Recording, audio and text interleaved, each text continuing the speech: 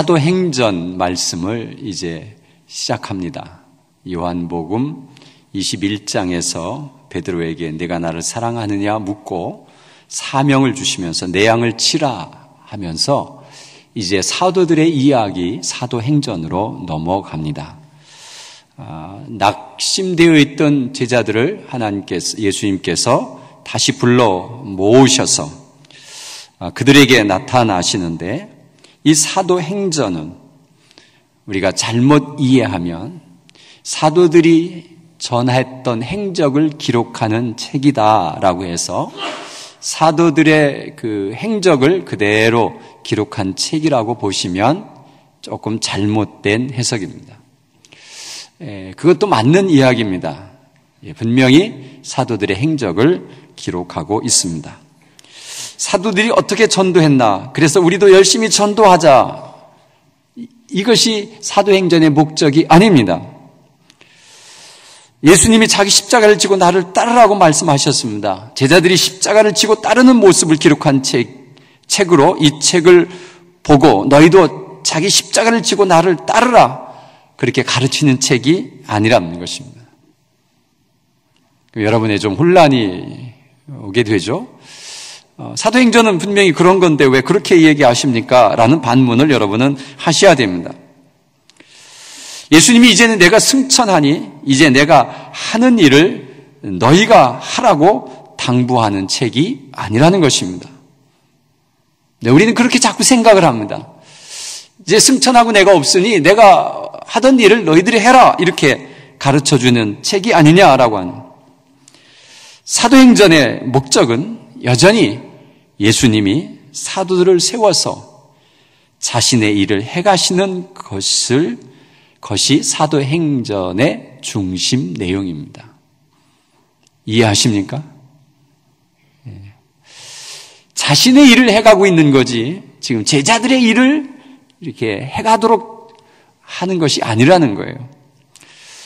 그래서 우리가 사도행전을 보면서 주의할 것 중에 하나는 사도들의 행적이나 업적을 높이는 것이 아니라 주님은 지금도 살아계셔서 일하고 계시는 것을 우리가 느끼고 경험해야 된다는 사실입니다. 그냥 주님이 우리에게 일을 맡기셔서 내가 그 일을 잘하고 있다라고 하는 그런 논리로 가지 마시고, 우리를 사용하시지만 지금 주님이 그대로 일을 진행하고 있다고 하는 그 주님의 진행 과정을 자세히 보는 것이 사도행전이라는 것입니다. 여러분, 그래서 일하시는 그 방법, 성령님을 보내셔서 성령님께서 그 일을 하도록 예수님께서는 하늘로 올라가셨습니다. 왜 올라가셨습니까? 그냥 계시면서 일을 하시지. 예수님이 육체를 입고 계시면, 오늘 청주에 있으면, 예수님은 지금 청주에 계시대. 그러니까 우리하고는 관계가 없어. 우리는 잘 못 도와주실 거야. 이런 생각을 갖게 됩니다, 사람. 그런데 예수님께서 나는 이제 빨리 가야 된다. 그리고 내가 너희들에게 성령을 보내겠다.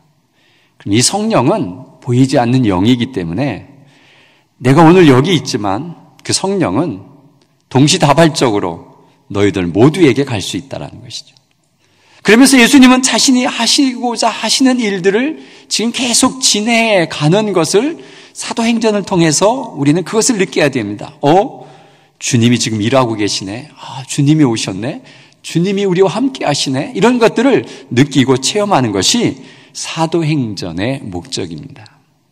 여러분, 그러면 오늘 우리에게 무엇라고 말씀하시는지, 이 사도행전을 시작하면서 우리에게 말씀하시는 것이 무엇인지를 가만히 보면 40일 동안 이 땅에 있으시면서 예수님께서 무슨 일을 했냐면 3절에 보니까 자신이 살아있다는 것을 알리면서 확실한 증거로 보여주시고 다니십니다.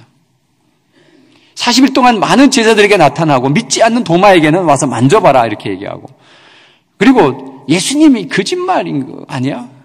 기절했다가 깨어난 건 아니야? 또 안 죽었는데 죽었다고 해놓고 살은 건 아니야. 이런 믿지 못하는 제자들을 다 찾아다니면서 봐라, 내가 죽었다가 살은 사람이다. 만져봐라. 여기 창자국과 옆구리의 창자국을 봐라. 내가 3일 동안 십자가에 있었다. 이제는 내가 살아났다. 믿겠느냐? 예, 믿습니다. 보고도 어떻게 안 믿습니까? 현장으로 나타나 있는데 어떻게 안 믿겠습니까? 예, 믿습니다. 그러면서 하나님의 나라의 일을 말씀하셨다고 오늘 3절에 이야기합니다. 하나님의 나라. 성경의 주제가 뭐냐고 하면 하나님의 나라예요. 천국이 가까웠다. 회개하라. 예수님도 오자마자 그 얘기예요. 그러면서 천국의 이야기를 합니다. 무슨 이야기냐 하면 하나님의 나라 있다. 내가 하나님의 나라에서 왔다. 그리고 이제 나 하나님의 나라로 갈 거다. 그리고 내가 너희들을 다 하나님의 나라로 내가 불러갈 거다. 그리고 너희들이 사는 그 나라가 하나님의 나라로 만들어지도록 내가 이 땅에 성령으로 내려와서 너희를 돕겠다라고 하는 이 말을 계속 하고 다니는 거예요. 하나님의 나라의 일을 계속 이야기하고 다니는 거예요. 사람들이 부활하신 예수님이 하나님의 나라의 이야기를 하니까 믿는 거예요. 그전엔 그 얘기를 해도 잘 못 믿었어요. 왜요? 하나님의 나라가 있을까 없을까? 지금 우리가 교회를 다니면서도 이것은 늘 의심 속에 있는 것 중에 하나입니다. 진짜 있을까 없을까? 부활의 경험을 하고 난 사람들이 하나님의 나라의 얘기를 하니까 믿어지는 거예요. 왜요? 죽음을 이겼잖아요. 영생함이 있잖아요. 죽음이 없는데 이 영생함으로 살아갈 수 있는 능력이 주어진 부활을 봄으로 인해서 맞다. 영생함이 있다. 그곳이 곧 하나님의 나라다. 내가 믿겠습니다. 라고 그 믿음의 고백을 제자들이 다 하게 할 수 있도록 그렇게 예수님은 40일 동안 많은 사람들에게 믿음을 심어주기 위해서 올라가지 않고 그들을 만나 주셨습니다. 여러분, 하나님의 나라가 어떻게 이루어집니까? 제자들은 그 얘기를 합니다. 그럼 이스라엘 나라는 언제 회복됩니까? 오늘 그 말씀이 오늘 본문에 있지 않습니까? 6절에 보니까 하나님의 나라를 이야기하는데 제자들은 이스라엘의 나라 회복이 언제입니까? 언제 독립됩니까? 언제 우리나라 찾습니까? 그 얘기를 지금 하고 있는 거예요. 그러니 서로 지금 상반된 이야기를 하고 있는 거예요. 이 나라 회복되는 거 나는 알 수 없다. 그건 하나님의 뜻에 맡겨라. 왜 너희들이 그것에 대해 관심이 있느냐? 내가 너희들에게 요구하는 것은 하나님의 나라다. 하나님의 나라. 이 땅에서 이스라엘이 회복되고 독립되는 것이 중요한 것이 아니라 내가 하나님의 나라를 믿느냐 안 믿느냐가 중요하다. 여러분, 우리도 예수를 믿으면서 이런 데 마음을 빼앗길 때가 너무 많이 있어요. 내가 예수 믿으면 언제 우리 집안이 좀 피나요? 내가 예수 믿으면 언제 내가 좀 명예스러운 사람이 되나요? 이런 마음 속에 늘 그런 게 가득 차 있으니까 하나님의 나라에 대해서 볼 수가 없어요. 하나님의 나라는 이 땅에서 먹고 마시는 것이 아니에요. 그런데 이 땅에서 하나님의 나라를 이루시려고 주님은 이 땅에 오신 거예요. 자꾸 우리는 죽어서 가는 하나님의 나라를만 이야기하는데 아니에요. 하나님의 나라는 이 땅에서 이루고 싶으신 거예요. 그래서 이 땅에 오셨어요. 그리고 모든 사람들이 하나님의 나라의 꿈을 가지고 하나님의 나라에 만드는 데 동참하기 위해서 내가 이제 올라가서 성령을 너희들에게 보낼 것이다. 기다리라.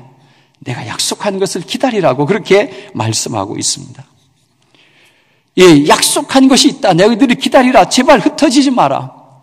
예수님이 십자가에서 죽으시고 다시 살아나신 것을 봤는데도 제자들이 전부 다 갈릴리로 흩어지고 말았어요. 다 들어가서 찾아왔어요. 그러면서 하신 말씀이 내가 약속한 것을 너희에게 보내리니 기다리라. 여기 모여 기다리라. 그렇게 당부하는 것이죠. 예, 어떤 약속을 하셨네?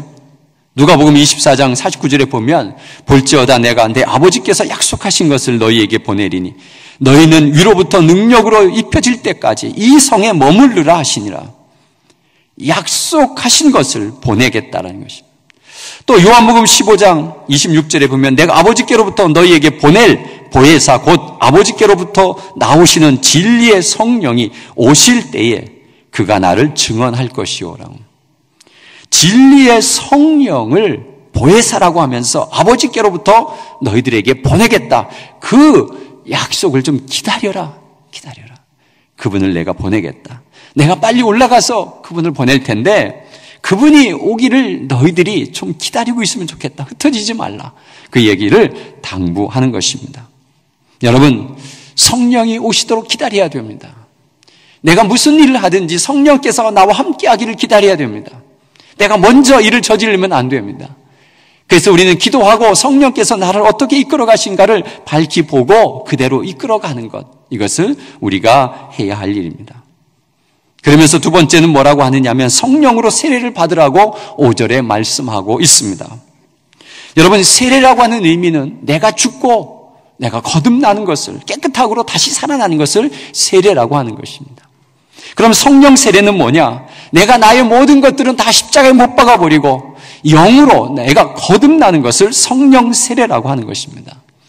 그래서 우리는 십자가에 나의 모든 가치관, 습관, 그리고 중독, 잘못된 욕망, 이런 모든 것들을 다 죽여버리고 그리고 성령의 능력으로 다시 살아나는 것을 성령 세례라고 하는 것입니다.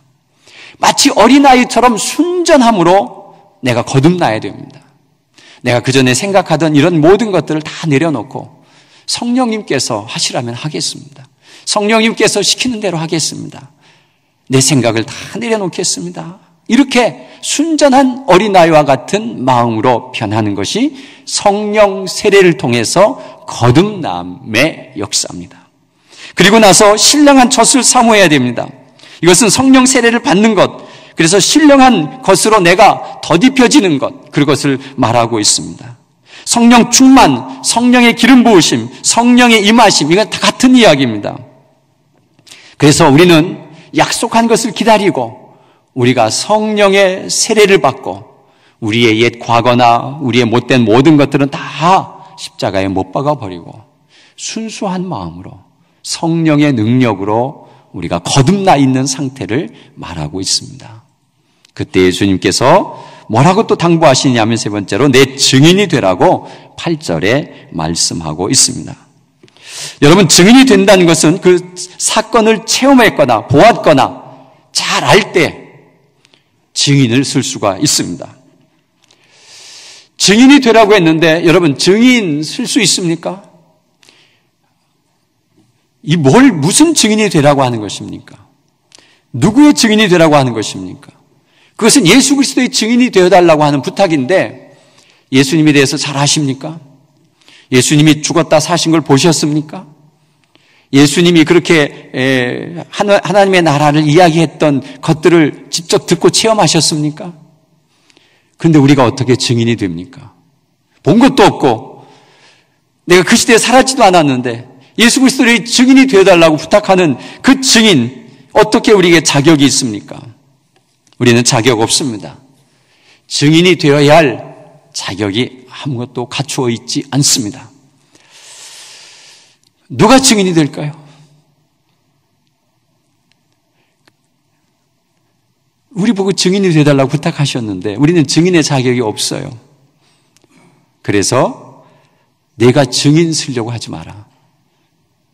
그리고 내가 너희들에게 증인을 세울 분을 보내겠다. 그분이 누구세요? 성령님이세요. 성령님은 예수님이세요. 자신이 죽고 자신이 부활하고 자신이 승천한 그것들을 직접 체험하고 직접 행했던 분이에요. 그래서 그분은 증인의 자격이 돼요. 그래서 내가 증인 되려고 하지 말고 성령님께서 내가 증인이 될 때 너는 거기에 서 있기만 해라. 너는 거기에 말하기만 해라. 그렇게만 하면 성령께서 하실 거니까 내가 증인이 되어달라고 주님께서 우리에게 부탁하시는 말씀입니다. 증인이 되어야 됩니다. 그래서 나는 증인으로서 내가 생각한 대로, 내가 느낀 대로, 내가 본 대로 이것을 증언하면 안 됩니다.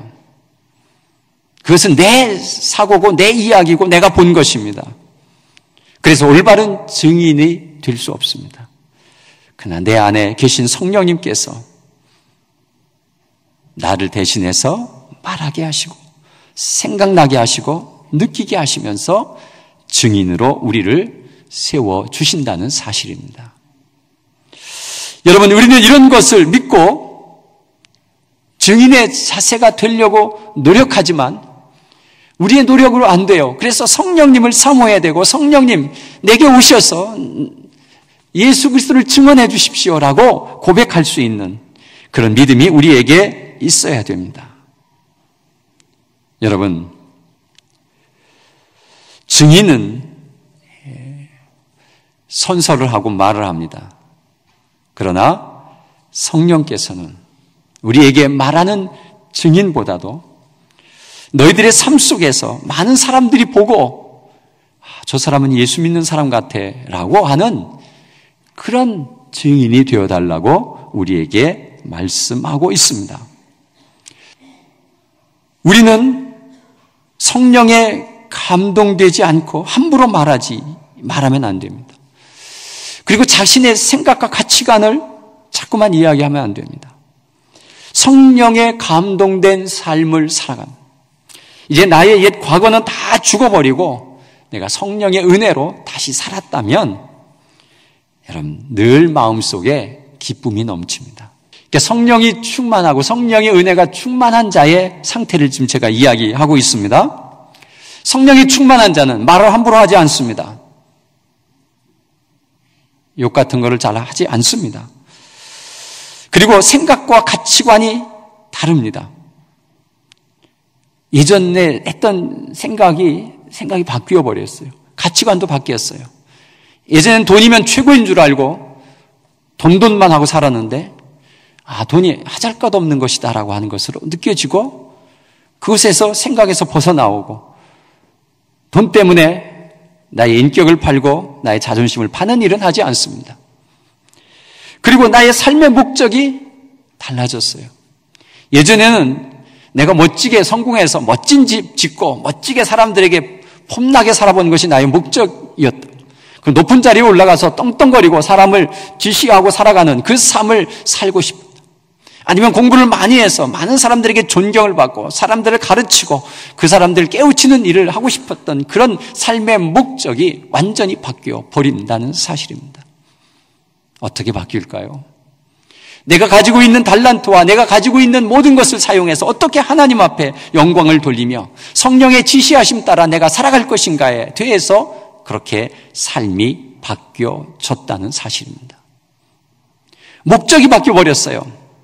그래서 우리 그 삶들, 그 목적을 따라서 성령께서 지시해 주신 것에 늘 감사하며 살아갑니다.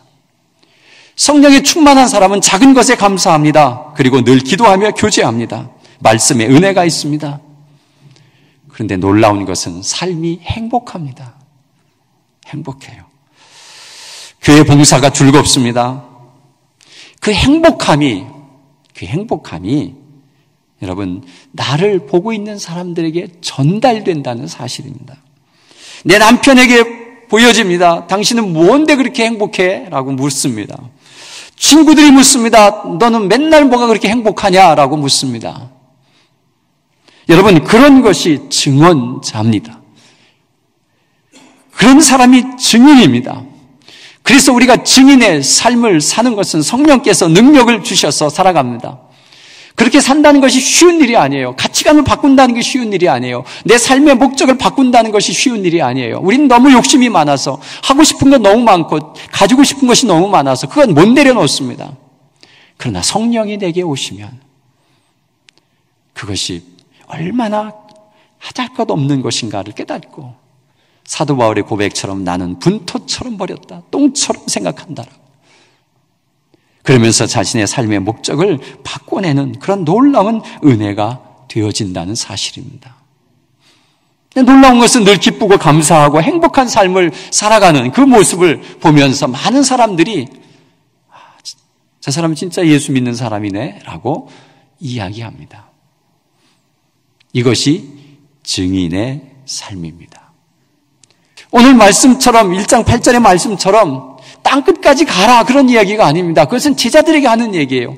사마리아와 땅끝까지 이르러 내 제자가 되라 하시는 그 말씀은 제자들이 하는 말씀이에요. 정말 주님을 위해서 헌신되고 목숨 건 사람들이 땅끝까지 쫓아다니면서 복음을 전하는 거지만 우리 모두를 그렇게 하나님께서는 요구하시는 것이 아니라 내가 삶의 터전 안에서 얼마만큼 증인의 삶을 살고 있느냐를 묻고 계신 것입니다. 여러분, 주님은 우리에게 소금과 빛이라고 얘기하셨어요. 소금은 말하지 않습니다. 썩지 마라. 썩으면 가만 안 두겠다. 소금은 그런 말 하지 않습니다. 그냥 썩어져 가는 그곳에 가서 자신의 몸을 다 녹여버리면 썩지 않습니다. 빛이 말하지 않습니다. 어둠아 물러가라. 그렇게 소리치지 않습니다. 자신의 몸을 태워 빛을 발하면 어둠은 스스로 물러가게 되어 있습니다. 여러분, 말하지 않아도 증인이 됩니다. 우리의 힘으로 힘들어 성령의 능력으로 해야만이 그 일을 감당할 수 있고 우리가 희생되어지고 우리가 쓰임받는다는 것, 이것 때문에 이 권능은 이 성령께서 우리에게 주시는 놀라운 권능으로 살아가는데 이 권능의 삶이 곧 무슨 삶이냐 하면 성령 충만한 삶이라고 하는 것입니다. 성령이 임하시면 권능을 받고, 왜 권능을 주느냐 하면 이 땅을 성령 없이 살아간다는 것은 얼마나 힘든 일인지 모릅니다. 남에게 져야 되고요, 십자가를 지고 가야 되고요, 손해보는 일이 많고요. 그렇기 때문에 세상에서 성령 충만하지 않고 살아가다 보면 여러분 얼마나 패배감을 느끼고 살아가는데, 성령께서 나와 함께 하시면서 살아가면 권능을 받아서 그런 것이 아무런 아름답지 않고 그것이 부럽지도 않고 주님이 시키는 대로 성령께서 원하시는 대로 삶을 살아가면서 내 삶이 얼마나 행복하고 내 안에 하나님의 나라가 임하며 내 가정에 하나님의 나라가 임함을 경험하며 살아가는 것, 이것이 나의 행전의 삶입니다. 사도행전 그리고 마태, 누가 다 있습니다. 마태행전, 누가 행전이 다 기록되어 있지만 여러분의 이름을 들은 행전이 기록되어야 되는데, 여러분의 행전을 기록할 때 내가 어떤 일을 해서 이런 일을 했다라고 하나님 앞에 뭘 보여달라고 하는 것이 아니라 내가 너를 통해서 어떻게 움직이는가를, 성령이 너를 통해서 어떻게 일을 하시는가를 내가 느끼고 발견하고 봤으면 좋겠다는 것입니다. 이것이 사도행전을 보는 우리의 시각이 변해야 됩니다. 그래서 사도행전을 다른 말로 하면 무슨 행전이라고 합니까? 예? 성령 행전이라고 합니다. 성령이 어떻게 일하시는가를 사도행전 속에 다 기록해 놓으셨습니다. 그래서 성령이 일하시고 성령께서 어떻게 일하고 계신가를 발견하면서 성령께서 하시는구나. 그러면 나도 성령께서 나를 이끌어 가시면서 나를 통해서 성령께서 일하시겠구나라고 하는 것을 깨닫는 것, 이것이 나의 행전을 기록해가는 아주 중요한 일입니다. 믿음을 갖는 것, 성령의 임재를 경험하는 것, 이것을 우리가 어떻게 하면 그것을 가질 수 있을까라고 하는 것은 여러분, 기도 외에는 다른 방법이 없습니다. 믿음은 하나님의 선물입니다. 내가 믿어봐야지만 잘 안 믿어집니다. 그러나 하나님 앞에 믿음 달라고 기도하시면 어느 날 믿어진다는 사실이에요. 그래서 오늘 본문의 마지막 절이 무엇입니까? 여자들과 예수의 어머니 마리아와 예수의 아우들과 더불어 마음을 같이하여 오르지 기도에 힘쓰니라 라고 되어 있습니다. 여러분, 오로지 기도에 힘쓰므로 성령의 체험을 하고 제자들이 그때부터 증인의 삶을 살려나가면서 그들의 삶이 행복했다라고 성경에 기록해 놓았습니다. 사랑하는 성도 여러분, 우리가 오로지 기도에 힘쓰는, 우리가 마음을 같이 해서 기도에 힘쓰는, 가정에서 식구들이 마음을 합해서 함께 기도하는, 교회에 와서 함께 교회에 이 하나님의 나라의 회복을 위해서 우리가 함께 기도하고 나라와 민족을 위해서 기도하는 그 기도의 열정이 우리 모두에게 살아나기를 간절히 바랍니다.